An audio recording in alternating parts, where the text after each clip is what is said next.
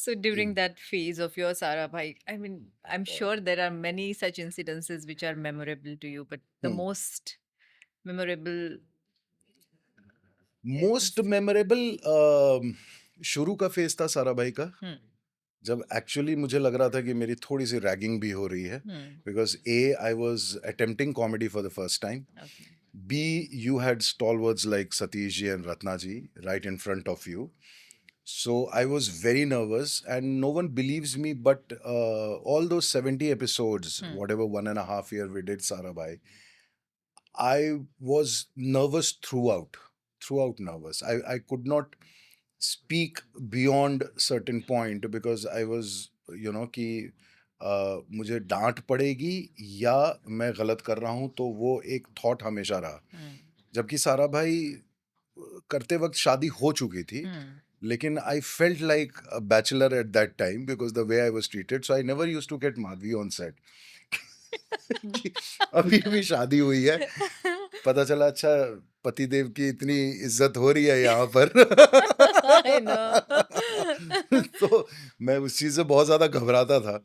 तो बहुत ऐसा होता था कि हाँ, सारा भाई के सेटअप में मैं नहीं मिलाऊंगा, बाहर मिलवा दूंगा. तो बाहर तो खैर सब लोग बिजी रहते हैं, आपस में बात करते हैं तो चल जाएगा. सेट पे तो I know. इधर Deven Bhojani was the director, is was after me with डंडा की रिएक्शन देने नहीं आता है, ऐसे नहीं करता है. I remember one of the incidents वेयर कुछ 1.5 पेज का डायलॉग था मेरा, बट वो कुछ वन शॉट रखने की कोशिश की गई थी कि Hmm, camera pans from Ratna ji and Satish ji and it comes to me where I have to go, speak that monologue. वो एक इंसोम्निया एक एपिसोड था जहाँ पे इसको रोसेश को नींद नहीं आती है, and Satish ji just ask this question कि अच्छा तू अपना रात का रूटीन बता, करता क्या है. And then this guy goes on कि पहले मैं ये करता हूँ, फिर मैं ब्रश करता हूँ, फिर मैं मुंह धोता हूँ, फिर मैं क्रीम लगाता हूँ, फिर पैरों में क्रीम लगाता हूँ, फिर इतनी एक्टिविटी करने के बाद ये कहता है कि फिर मुझे नींद नहीं आती है. तो उनका ये होता है कि बेटा इतना करेगा तो कहाँ से आएगी नींद. I know. So I somehow that sequence of those activities ना, Hmm, मुझे याद तो था, but by the time I was speaking it, तो वो ना एक पॉइंट के बाद मुझे खुद की आवाज कैकोफोनी लगती थी. hmm, बिकॉज कहाँ ना, तो खुद की आवाज में ऐसा लगता था कि यार बस कर.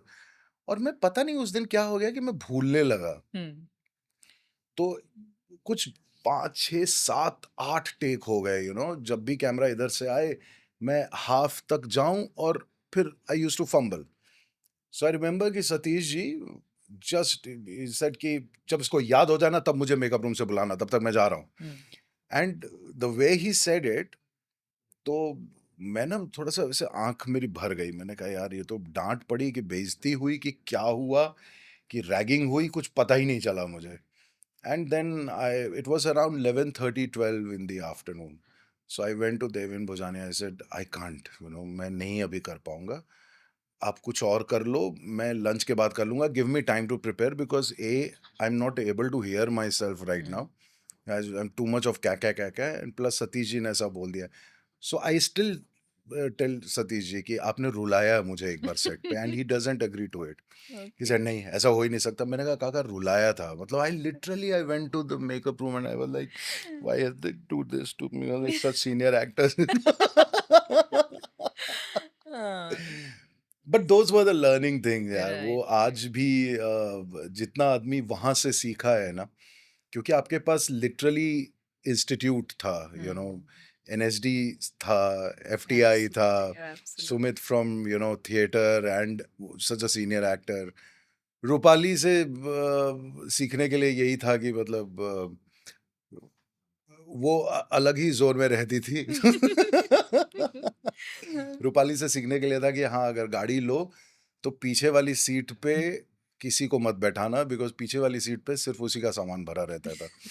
सो आप उसकी गाड़ी में अगर बैठते थे तो सामान ऐसे होता था और आप दरवाजे के इस तरफ होते थे, बिकॉज इधर से होता तो पूरा सामान होता था. बट वी हैड कि अब I if I go to that area, we used to shoot in Kanjur Marg. Hmm, अब मैं जाता हूँ उस एरिया में तो इतनी बिल्डिंग्स आ गई हैं. hmm, आई रिमेम्बर कि वो मेकअप रूम में ना बेड पे लेटे-लेटे मैंने बिल्डिंग देखी है बनते हुए, बिकॉज़ एक हुँ। छोटी-सी खिड़की थी और उसमें अचानक से एक अच्छा ये तो 2 फ्लोर बन गया, अच्छा 4 फ्लोर बन गया और आप लेटे हाँ। और एक साल भर के अंदर नई बिल्डिंग खड़ी हो गई। हुँ।